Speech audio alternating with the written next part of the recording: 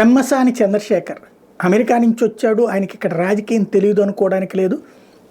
అలాగే అభివృద్ధి ప్రణాళికలో పర్ఫెక్ట్గా ప్లాన్ చేశారు. కేంద్ర మంత్రి అవ్వడం, గుంటూరుకి సంబంధించి 3 ఫ్లైఓవర్ల ప్లానింగ్, అట్లాగే డొంక రోడ్డు లాంటి దరిద్రంగా ఉన్నటువంటి రోడ్డు వేగంగా చేయడంతో పాటుగా వివిధ రోడ్ల అభివృద్ధి సీరియస్గా చేసుకెళ్తున్నారు. అదే కాకుండా ఇప్పుడు రాజకీయ ఎత్తుగడలో కూడా సక్సెస్ అవుతూ వచ్చారు.